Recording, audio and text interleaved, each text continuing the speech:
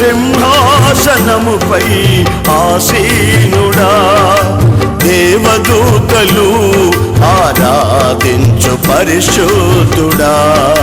యేసయ్యా నా నిలువెల్ల నిండియున్నావు, నా మనసారని సన్నిధిలో సాగిలపడి నమస్కారము చేసెదా, సాగిలపడి నమస్కారము చేసెదా. నా మనసారని సన్నిధిలో సాగిలపడి నమస్కారము చేసెదా, సాగిలపడి నమస్కారము చేసెదా.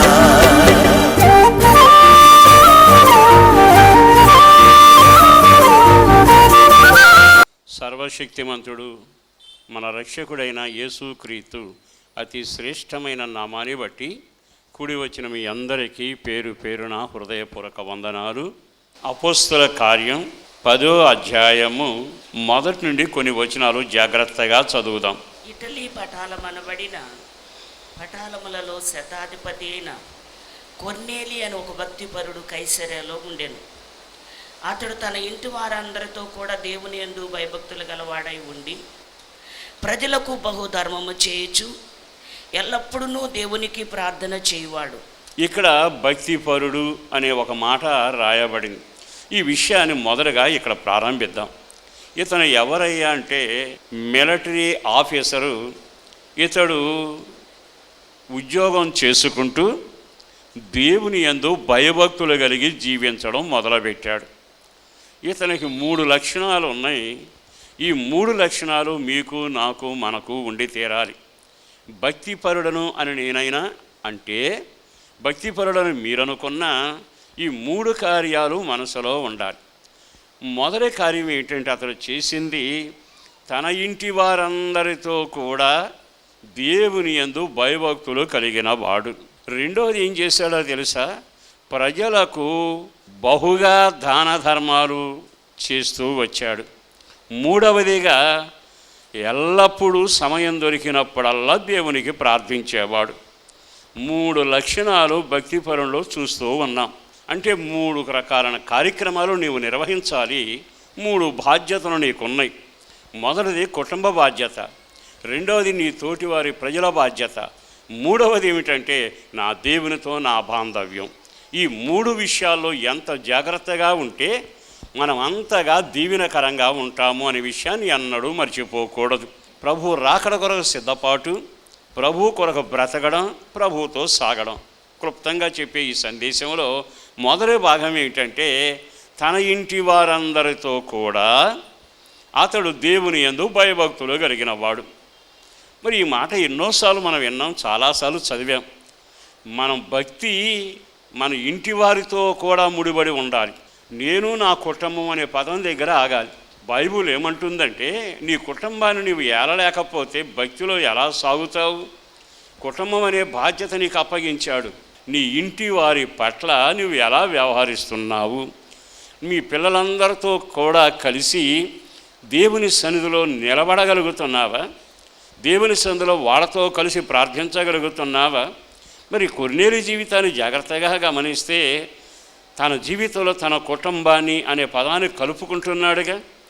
మరి ప్రభు రాకడలో ఎత్తబడే ఈ రోజులలో సిద్ధపడుతున్న కాలమందు మనంగా మన కుటుంబ బాధ్యతను ఎంతవరకు నిర్వహిస్తూ ఉన్నాం? కుటుంబంలో ఉన్న పిల్లలంతా దేవుని సందులో నాటబడాలి కదా. మీకు కొన్ని ఉదాహరణ జ్ఞాపకం చేస్తాను. మీరు బైబిల్ బాగా ఎరిగిన వాళ్ళు యోబు గ్రంథం 1వ అధ్యాయంలోకి పెడతారు. ఆ యోబు గ్రంథం 1వ అధ్యాయంలో జాగ్రత్తగా గమనిస్తే 5వ వాక్యంలో ఇలాగున రాయబడి ఉంది. వారి వారి విందు దినములు పూర్తి కాగా వారి పిల్లలు కార్యక్రమాలు ముగిసిన తరువాత యోబు తమ కుమారులు పాపము చేసి తమ హృదయములలో దేవుని దూషించరేమో దేవుని హృదయాలలో దూషించరేమో అని వారిని పిలవనంపించి వారిని పవిత్రపరచి అరుణోదయమున లేచి వారిలో ఒక్కొక్కరి నిమిత్తమై దహన బలి అర్పించుచూ వచ్చెను. పిల్లలట విందులు చేసుకున్నారట. ఆ పిల్లలు విందు చేసుకున్నాక యోబు ఆ పిల్లల్ని పిలువనిపించాడట. పిల్లలందరూ వచ్చారు, పెద్ద సంతానం. వాళ్ళు వచ్చాక ఒక బాధ్యత కలిగిన తండ్రి పనిది. ఏం చేశాడో తెలుసా? వీళ్ళు విందు చేసుకుని బాగా భోంచేశారు కదా, ఒకవేళ హృదయాలోచనలో ఏమైనా పాపం చేశారేమో. ఏం పాపం? అన్నదమ్ములు అక్కచెల్లెలందరూ కలిసి విందు చేసుకుంటే పాపం ఏం జరుగుతుంది? హృదయములో దేవునికి విరోధమైన మాటలు ఏమైనా మాట్లాడారేమో, ఏమన్నా దూషించారేమో. అంటే అర్థం ఏమిటో తెలుసా? మన జీవితాల్లో మనకు సరిపడా ఉంటే క్రమంగానే ఉంటాం. ఆస్తి పెరిగినా అంతస్తు పెరిగినా మనం దేవుని పట్ల నిర్లక్ష్య వైఖరితో మాట్లాడటం మొదలు పెడతాం. అంటే మన నోటి మాటలు, హృదయ ఆలోచనలు ఎప్పుడు దెబ్బతింటాయి అంటే మనను మించిన ఆస్తి పెరిగినప్పుడు చాలా మార్పు కలుగుతూ ఉంటుంది. అందుకని వాళ్ళు దేవుని ఏమైనా దూషించారేమో అనుకుంటూ వాళ్ళని పిలువనంపించి ఉదయకాలమే ఒక్కొక్కరి కొరకు బలిపీఠం మీద బలర్పించి ప్రార్థించాను. ఒక్క క్షణం ఆగి ఆలకించండి. నువ్వు భక్తిపరుడువు కదా, నీ పిల్లల కొరకు వేకుజామనే లేచి యోబులాగా ఒక్కొక్కరి కొరకు ఏమని ప్రార్థన? పాపానికి సంబంధమైన ఆలోచనలు ఏమైనా వీరికి కలుగుతున్నాయేమో, దేవుని ఏమైనా దూషిస్తున్నారేమో అంటూ యోబట తన పిల్లల క్షేమం కొరకు ప్రార్థన చేయడం మొదలుపెట్టారు. ఎంత చక్కటి ఆలోచన అండి! మనకుండే ఆశ వేరు, భక్తిపరులకుండే ఆలోచనలు వేరు. తల్లిదండ్రులు పిల్లలను కూర్చోబెట్టుకుని చాలా జాగ్రత్తగా అడుగులు వేయడం మొదలు పెడితే అది ఒక దీవెనకరమైన అనుభవం. మీరు ద్వితీయోపదేశ కాండంలో జాగ్రత్తగా గమనిస్తే అక్కడేముంది తెలుసా? మీ పిల్లలను కూర్చోబెట్టి నడుచునప్పుడు, భోంచేయనప్పుడు, ప్రయాణం చేసేటప్పుడు, పడుకునేటప్పుడు ఈ మాటలు వారితో మీరు ముచ్చటించాలి. ఏ విషయం ముచ్చటించాలి? మన పిల్లలకట ఎంతసేపు దైవభీతి, దైవజ్ఞానం, దైవ సంబంధమైన సమాచారం పంచగలిగిన వాళ్ళమై ఉండాలి. మన పిల్లలకి మనం ఏమి నేర్పుతున్నాం? మన పిల్లలకట ఈ లోక ప్రభావం పడకుండానట్లుగా వాళ్ళ పవిత్రతను ప్రార్థనలో పెంచబడాలి. అది ఎంత దీవెనకరంగా ఉంటుందండి. మరి ఈ రోజున ఒక భక్తిపరుని గురించి బైబిల్ ఎంత ఖచ్చితంగా చెప్పింది. రెండో మాట కూడా చెబుతా. ఈ ప్రార్థనట ఒకరోజు చేయలేదట, నిత్యము ప్రార్థన చేయుచూ ఉండెను. యోబు నిత్యము అలాగూ చేయుచూ ఉండెను. నీ జీవితంలో ముగింపు వరకున్న నీ డ్యూటీ ఏమిటో తెలుసా? బాధ్యత ఏమిటో తెలుసా? నీ పిల్లల కొరకు ఆఖరి క్షణం వరకు నిత్యము అదే పని మీద నీ ఉండాలి. ప్రేమించుడా, గద్దించుడా, ముచ్చడించుడా, దగ్గరకు తీసుకునుట, వాళ్ళ పట్ల నీ వ్యవహారం ఉండాలి. రెండవది మీరు జాగ్రత్తగా గమనిస్తే బైబిల్లో దావీదు ఒకడు ఉన్నాడు. ఆ వ్యక్తి మీకు బాగా పరిచయం కదా. అతని గురించి సమూయేలు 2వ గ్రంథంలో చాలా తేటగా రాయబడింది. 7వ అధ్యాయంలో ఆఖరి వాక్యంలో ఇలాగున రాయబడి ఉంది, దయచేసి నీ దాసుడునైన నా కుటుంబము నిత్యము నీ సన్నిధిని ఉండునట్లుగా, నా కుటుంబము నిత్యము నీ సన్నిధిని ఉండునట్లుగా. క్షణం ఆగి ఆలకిస్తే వినబడే చక్కని మాట ఏమిటో తెలుసా? నిత్యము నా కుటుంబం నీ సన్నిధిలో ఉండాలయ్యా. ఏ వెండి కోరుకోలేడా, సింహాసనం కోరుకోడేలా, ఇంకా ఏమైనా కోరగలడగా. కానీ తనకు తెలుసు, నా కుటుంబము ఒక భక్తి కలిగిన కుటుంబంగా మిగలాలి అనుకుంటే నా పిల్లలు నిత్యము సన్నిధిలో నిలబడే కృప కలగాలి అని ప్రార్థన చేస్తూ ప్రభువును బ్రతిమలాడుతూ ఉంటాడు. అయ్యా, నా కుటుంబానికి అవకాశం ఇవ్వవా? నా బిడ్డలకి ఈ విషయంలో సన్నిధి దూరం కాకుండా కాపాడవా? ఎంత చక్కగా రాయబడిందండి. నువ్వు ఒక బాధ్యత కలిగిన తల్లివే అయితే, ఒక బాధ్యత కలిగిన తండ్రివే అయితే, పోరొచ్చినప్పుడు ఎగబడినట్టుగా, శత్రువుతో తరమడానికి తరుముకున్నట్టుగా, మరి దేవుని సందులోకి నీ ప్రజలు, నీ పిల్లలతో కూడా ఎందుకు నీవు కనబట్టంలా? యెహోషువ గ్రంథం 24వ అధ్యాయము 15వ వాక్యంలో ఎలాగున రాయబడి ఉంది, యెహోవాను సేవించుట మీ దృష్టికి కీడని తోచిన ఎడల మీరు ఎవరిని సేవించుదురో నది అద్దరిని మీ పితరులు సేవించిన దేవతలను సేవించెదరు. మీ పితరులు నడిచి నది అవతల చేసిన భోగాతం ఆ కార్యక్రమ నిర్వహణ చేస్తారు. అమోరీల దేశమున మీరు నివసించుచున్నారే, వారి దేవతలను సేవించెదరో నేడు మీరు కోరుకోండి, మీరు చేసుకోండి. కానీ మీరు ఎవరిని సేవింప కోరుకొనినను నేను అందరూ చెప్పండి, నేనును నా ఇంటి వారును యెహోవానే సేవించుదము. దేవునికి మహిమ కలుగునగాక. తన కుటుంబం పట్ల ఎంత బాధ్యతగా ఉన్నాడండి. యెహోషువ ఎవరో మీకు తెలుసుగా. అతడు పరిగెత్తి ఇల్లు అలా సూర్యుడి వైపు చేయి చాపి, సూర్యుడా నిలబడు అనగానే నిలబడ్డాడు సూర్యచంద్రుడు. మరి నీ కుటుంబంలో పిల్లలను చూసి ఆగు అంటే ఆగారా?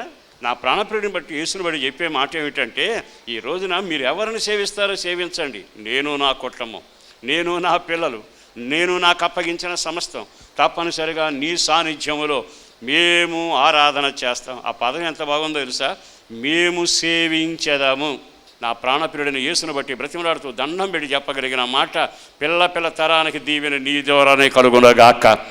నువ్వు ఎప్పుడైతే నీ ఇంటిని ఏలడం మొదలు పెడతావో, నీ ఇంట్లో వాక్యానుసరమైన నడకను ప్రారంభిస్తావో, వాళ్ళ కొరకు సన్నిధిలో ఏడవడం, వారితో మోకరించడం, వారితో కలిసి ముచ్చడించడం, వారిని ఒక్కొక్కరిని బలిపెట్టిన దగ్గర నిలబెట్టాలి. ఈ రోజున ఈ మాట వినాలి. నీ పిల్లల్ని ఎక్కడ నిలబెడుతున్నావు?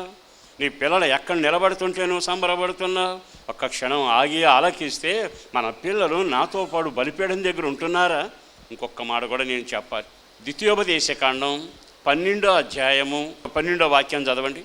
మీరు మీ కుమారులు, మీరును మీ కుమారులు, మీ కుమారులను, మీ కుమార్తెలు, మీ కుమార్తెలను, మీ దాసులు, మీ దాసులను, మీ పనికత్తెలు, మీలో పాలైన స్వాస్థ్యం పొందక మీ ఇళ్ళలో ఉండు లేవీయులను మీ దేవుడైన యెహోవా సన్నిధిని సంతోషించవలెను. మీ దేవుడైన యెహోవా సన్నిధిలో సంతోషింపవలెను. అందరూ ఆమేనండి. ఇక్కడికి వచ్చేటప్పటికి ఏముందో తెలుసా? నువ్వు సంతోషించాల్సింది ఏదైనా ఉంటే మందిరంలోనే సంతోషించదు గాక. మందిరానికి ఎందుకు వెళుతున్నా? మందిరానికి మన పిల్లలు ఎందుకు తీసుకెళ్తున్నా? నీకు ఒక ఆలోచన కలగాలి. ఏమిటా ఆలోచన అంటే, నా దేవుని సందులో మేము సంతోషించడం ప్రారంభించాలి. ఆహా, జుంటు తేని ధారల కంటే నీ వాక్యం మధురం అంటాడు ఆ మహాశయుడు. క్రొవ్వు మెదడు కంటే ఘనంగా ఉంది, నాకు అవసరంగా ఉంది అంటాడు ఇతడు. మరి ఈ మాటలు విన్నాకైనా మన వ్యక్తిగత జీవిత అనుభవాలలో సన్నిధిలో పిల్లలతో సంతోషించడం, సంతోషం అనే ఆశీర్వాదం మందిరంలో మాత్రమే నీ కలుగునగాక. మందిరంలో ఉన్నంతసేపు ఆ సన్నిధిని అనుభవించడం చేత కాదు. ప్రభుతో ఉండడం అనేది ఒక గొప్ప భాగ్యం. మీకు అర్థమయ్యే రీతిలో చెప్పాలి అంటే, మన దేవుని మందిరానికి వస్తున్నాగా, దేవుని మందిరంలో ఎవరితో సంచరిస్తున్నా? మీకు ఒక చక్కని మాట ఏమిటో తెలుసా? ఇక్కడ స్నేహితులతో కలవడానికి రాలా, నీకు ప్రాణం ఇచ్చిన వానితో కలవడానికి వస్తున్నారు. నిన్ను దీవించేవాడితో మాట్లాడటానికి వస్తున్నారు.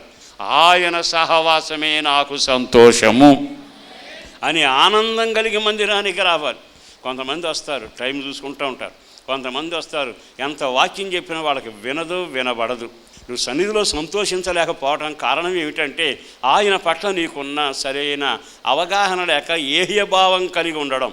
నువ్వు వచ్చినప్పుడల్లా ఆయన నా ప్రాణప్రియుడు అనే ఒక అనుభూతి నీకు కలిగితే ఆ ఆశీర్వాదం ఎంత దీవెనకరంగా ఉంటుంది. సన్నిధిలో సంతోషించడం అనే పదంలో మీరు గమనించాల్సింది ఒక్కటే, నీవు నీ కుటుంబం ప్రభువుతో ఉన్నానని తృప్తి కలుగునగాక. ఈరోజు సంతోషించడం నీ కుటుంబంతో నీకు మొదలవ్వాలి. సేవించడం మొదలవ్వాలి నీ కుటుంబంతో. ఆయన ముఖకాంతి సన్నిధి నీ మీద పడేట్టుగా నువ్వు ఆయన సన్నిధిని అనుభవించగలగాలి. నీ జీవితంలో నిత్యం బలిపీఠ అగ్ని దగ్గర నేను నా పిల్లల కనబడాలి. చేతులు తామేనందామా? భక్తి కలిగిన వానికి ఉండే లక్షణాలలో ఇప్పుడు యోబుని, ఇటు కొర్నేలుని గమనిస్తూ అడుగులు వేస్తూ ఉంటే ఎంత చక్కని కుటుంబంతో కూడా ఆ మాట ఎప్పుడు మీ బైబిల్లో మీరు రాసి పెట్టుకోవాలి. నేను నా కుటుంబంతో కూడా ఏ వ్యక్తిని కోల్పోయినా, ఏ వ్యక్తిని నష్టపరుచుకున్నా, ఏ వ్యక్తితో బంధం లేకపోయినా భయానకమైన సంఘటనలు జరుగుతాయి, జాగ్రత్త. మరొక్క మాట కూడా చెబుతాను. రెండవది ఇతడట దేవుని ప్రజలతో ఆయన కలిసి దాన ధర్మాలు చేసిన అపోస్తుల కార్యం చాలా తేటగా రాయబడిన 10వ అధ్యాయంలోని ప్రజలకు అనే పదం చదవండి. ప్రజలకు బహుధర్మము చేయుచు. రెండవ మాట ఏమిటో తెలుసా? ప్రజలతో సంబంధం. ప్రజలంటే బయట ఉన్నవాళ్ళు, వాళ్ళతో నీకుండే బంధం. అంటే భక్తి అనేది నీ యొక్క వ్యక్తిగత జీవితంలో కూడా బయట ఉన్న ప్రజలతో నీకు బంధం కలిగించాడు దేవుడు. అంటే వాళ్ళతో మనం వ్యవహరించే తీరు ఎలా ఉండాలి? లోకంలో చాలామంది ఉన్నారు, కానీ మనల్ని ప్రభు కనికరించాడు, రక్షించాడు. రక్షణ లేని ప్రజలు ఉన్నారు, నాస్తికులు ఉన్నారు, ఆస్తికులు ఉన్నారు, అవసరాలతో ఉన్నారు, అవస్థలతో కూడా చాలామంది ఉన్నారు. ఎవరు ఎట్లా ఉన్నా నీ బాధ్యత ఏమిటి? బైబిల్ లేఖనంలో ఒక వాక్యాన్ని మీకు జ్ఞాపకం చేస్తాను. యోబు గ్రంథం 30వ అధ్యాయము 25వ వాక్యం. బాధలోనున్న వారి నిమిత్తము నేను ఏడవలేదా? గుండె మీద చెవిట మాట చెప్పు. బాధల్లో ఉన్న వాళ్ళ కొరకు నేను ఏడవలేదా అని చెప్పగలవా? ఇప్పుడు ఏమంటాడో తెలుసా? బాధల్లో ఉన్నవాళ్ళు నా కళ్ళ ముందు కనపడ్డారా, నేను వారి కోసం ఏడవలా? మన ఏడుపంతా మన కోసమేగా. మన ఏడుపంతా మన కొరకు, మన సుఖం కొరకు, మన పిల్లల కొరకు, మన ఆస్తి కొరకు, మన వ్యాపారం కొరకే సరిపోతుంది. కానీ యోబు ఏమంటున్నాడు? బాధల్లో ఉన్న వారి నిమిత్తము నేను ఏడవలేదా? రెండవది ఏమో తెలుసా? దరిద్రుల నిమిత్తము నేను క్షణం ఆగి ఆలకిస్తే మన వ్యక్తిగత జీవితం ప్రజలకు ఏం చేశాం? అప్పుడప్పుడు కూరగాయలు పంచాం, అప్పుడప్పుడు బియ్యం పంచాం, అప్పుడప్పుడు కొంచెం కోడిగుడ్లు కూడా ఇచ్చాం, కాదనుకుంటే ఎంతో అంతో సాయం చేశాం. నేనే రికమెండేషన్ చేసి అప్పు ఇప్పించాను. ఇది కాదు ఘనకార్యం. నీ వ్యక్తిగత జీవితంలో ప్రజల క్షేమం కొరకు వారు బాధలలోనూ వేదనలోనూ కలవరంలో ఉన్నప్పుడు ఒక క్రైస్తవుడిగా, దేవుని బిడ్డగా ఏనాడైనా వారి దుఃఖంలో పాలు పంచుకున్నావా? వారు దుఃఖపడినప్పుడు వారి దుఃఖంతో ఏకమై వారి నిమిత్తం అంగలార్పు విద్యను ప్రారంభించావా? వారి కొరకు రోధించగలిగిన అనుభవంలో ఉన్నావా? క్రీస్తు ప్రేమ నీలో ప్రజలు చూడగలగాలి. నీవు క్రీస్తును పోలి నడిచేవాడిగా ఉండాలి. దేవుని పరిచర్య ఏదైనా జరగాలి అంటే నీ ద్వారా జరగాలి. దేవుని ప్రేమ ఏదైనా ఉంటే నీ ద్వారానే కనపడాలి. దేవుని పరలోక రాజ్య నమూనా ఏదైనా ఉంటే నీలోనే కనబడాలి. మరి ఈ రోజున భక్తి కలిగి బైబిల్ పట్టుకుని అన్ని నమ్మకంగా ఉన్నావు, కానీ ఒక్క క్షణం క్రీస్తు నీలో కనబడుతున్నాడా? క్రీస్తు ప్రేమను కనపరచగలుగుతున్నామా? యోబుకి ఏం అవసరం వచ్చింది? ఆస్తిపరుడు, గొప్పవాడే, కానీ ఎవరైనా బాధల్లో ఉంటేనట ఆ బాధల్లో నేను ఏడవలేదా? అసలు ఆ మాట ఎంత గుండెలు తరుక్కుపోయేట్టుగా ఉందండి. ఒక్క క్షణం ఆగి ఆలకిస్తే ఏ రోజైనా ప్రభు ప్రార్థనలు చేశాడు. 4 సువార్తల్లో తన క్షేమం కొరకు ఏనాడు ప్రార్థన చేయాల. ఎంతసేపు ప్రజల నిమిత్తమేగా ఆయన ప్రయాసపడింది.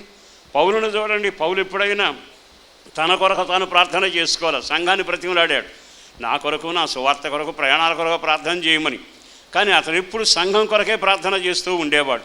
ఈ మాటలు విన్నాకైనా వ్యక్తిగత జీవిత అనుభవాల్లోనైనా మనం ఇతరుల కోసం ఎంత ప్రయాసపడుతున్నాం.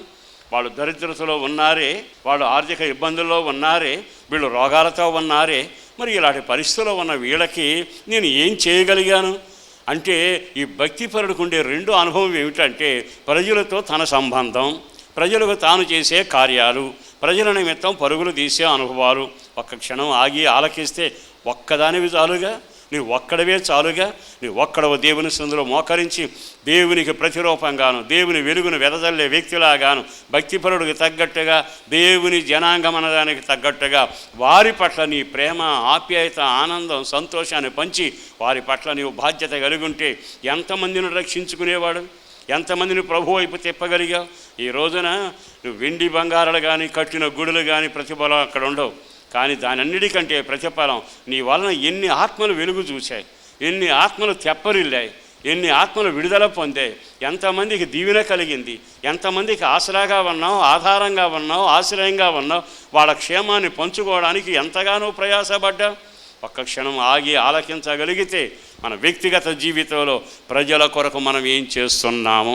చదవండి యోబు గ్రంథంలో 29వ అధ్యాయంలోకి వెళదాం. 29వ అధ్యాయంలో 15వ వాక్యం చదవండి. గుడ్డివారికి నేను కన్నులైతిని. గుడ్డివారికి నేనేమై ఉన్నాను? కన్నులైతిని. ఇక్కడ రాయబడిన మాట పరిశుద్ధాత్మదేవుడు బహుతేటగా మాట్లాడుతున్నాడు. నువ్వు బతికినంత కాలం నువ్వేమై ఉండాలో తెలుసా? నువ్వు కన్నులు కలిగిన వాడవై ఉండాలి.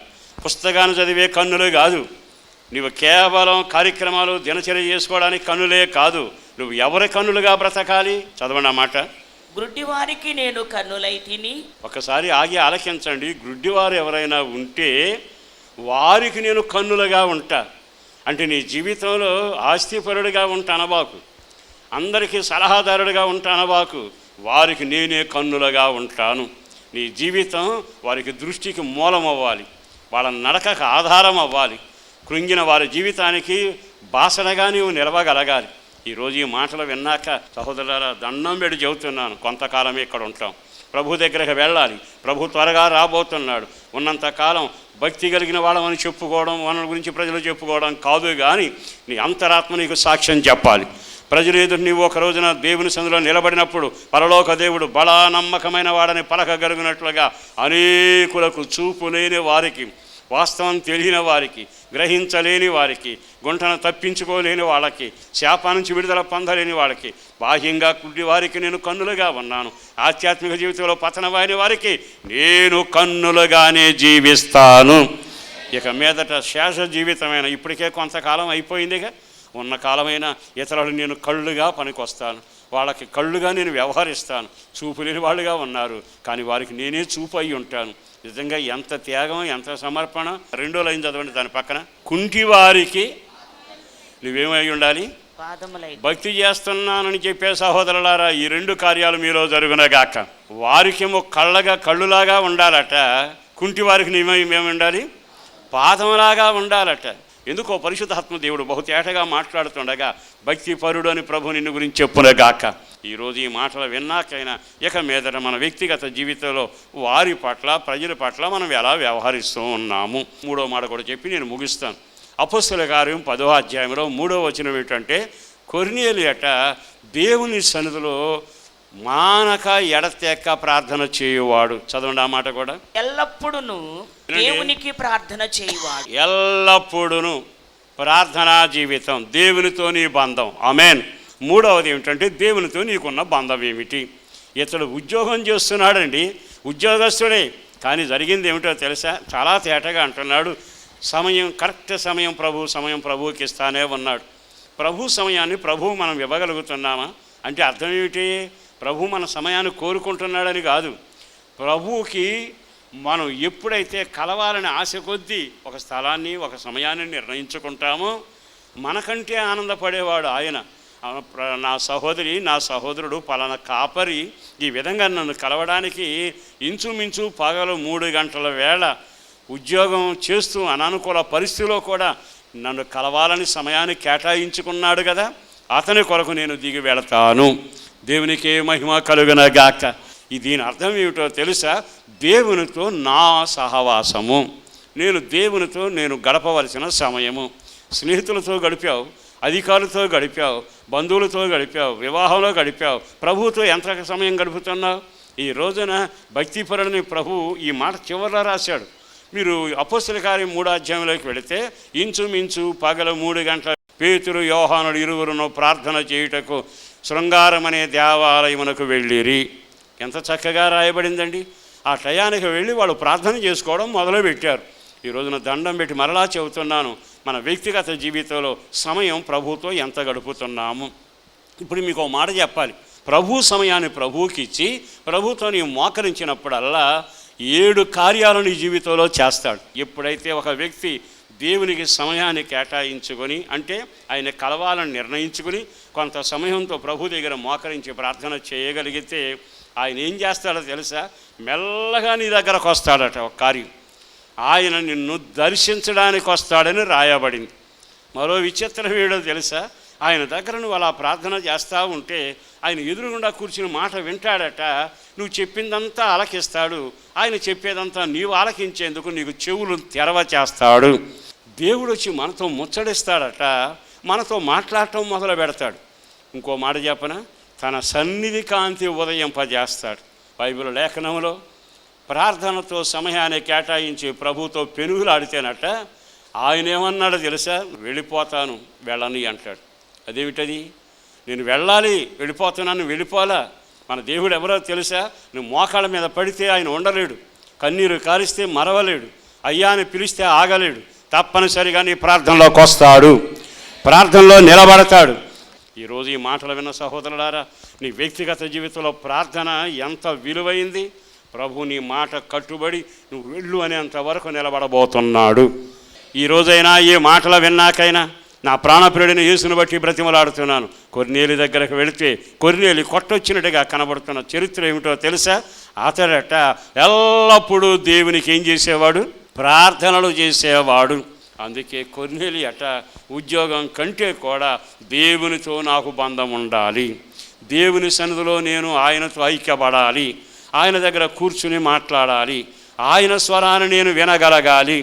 ఈరోజు ఈ మాటలు విన్నాకైనా ప్రభు రాకడ దగ్గర పడుతున్న ఈ దినాలలో ఒక్క క్షణం ఆగి ఆలకిస్తూ, ప్రభువా మరొక్కసారి నీకు హృదయపూర్వకమైన ధన్యవాదాలను చెప్పి, ఇప్పుడైనా ఆత్మదేవుడు ప్రేరేపిస్తుండగా ఓ నమ్మకమైన వ్యక్తిలాగా ప్రభు నిన్ను గురించి భక్తిపరుడు అని చెప్పగలిగేట్టుగా, పరలోకం నీకు తెరవబడి దూతలను ఇంటికి వచ్చేటట్టుగా, భూమి మీద జరిగే సమాచారం నీకు ముందుగానే తెలిసేటట్టుగా దేవుడు ఒక బలమైన కార్యం చేస్తూ ఒక భక్తిపరుడు పలానా చోట ఉన్నాడని చెప్పాడే, అదే దేవుడు ఇదిగో ఈ సంఘంలో ఈ మాటలు వింటున్న వారందరిలో ఇక్కడ ఒక అతను ఉన్నాడు భక్తిపరుడని చెప్పగలిగి ఆ పేరే నీ పేరు అయి ఉంటే ఎంత దీవెనకరంగా ఉంటుంది.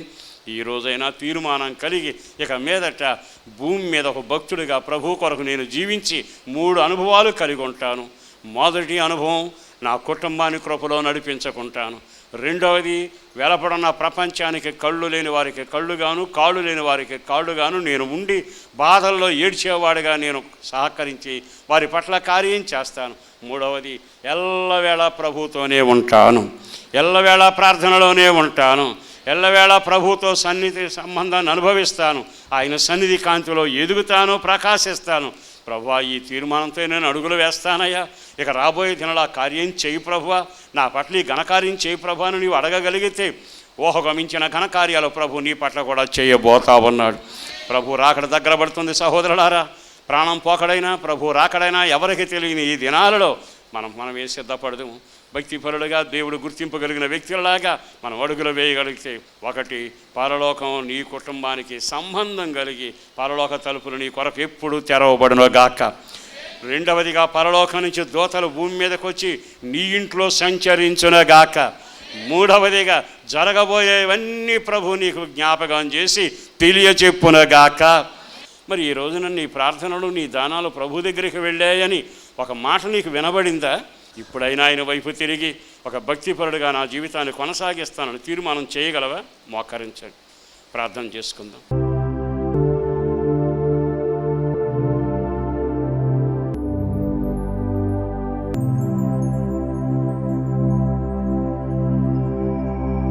పరిశుద్ధుడను ప్రేమామయుడైన ప్రభు, వందనాలయ్య. ఇంత తేటగా మీరు వినిపించిన మాట కొరకు వందనాలు. ఆశగా పాలు పొందిన ప్రజలను కనికరించండి, తీర్మానంతో నిలబడటానికి కృప దయచేయండి. కుటుంబాలుగా దీవించబడి ప్రార్థనలోను పరిచయలోను కృపలో వర్ధిల్లగలుగునట్లుగా బలమైన ఘనమైన కార్యాలు జరిగించి మీరు మహిమ పొందుతున్నందుకు వందనాలు చెల్లిస్తున్నాం. పేరు పేరున బిడ్డలను ఆశీర్వదించుమని యేసు పరిశుద్ధ నామాన ప్రార్థించి వేడుచూ ఉన్నాము తండ్రి, ఆమేన్. ఆదివారం మా ఆరాధనా సమయం ఉదయం 10 గంటల నుండి మధ్యాహ్నం 1 గంట వరకు హనుమాన్ జంక్షన్ హోసనా మందిరం నందు జరుగును. పరిశుద్ధాత్మ స్వస్థత కూడిక ప్రతి శనివారం రాత్రి 7 గంటల నుండి 9 గంటల వరకు హోసనా మందిరం హనుమాన్ జంక్షన్ నందు జరుగును. మీ ప్రార్థనావసతుల కొరకు మమ్మలను సంప్రదించవలసిన మా చిరునామా: పాస్టర్ దేవదాస్ గారు, hosanna Mandir, Nuzvid road, Hanuman junction, Krishna జిల్లా, ఆంధ్రప్రదేశ్. మా ఫోన్ నెంబర్లు 08656242751, మరి ఒక నెంబర్ 9440772772.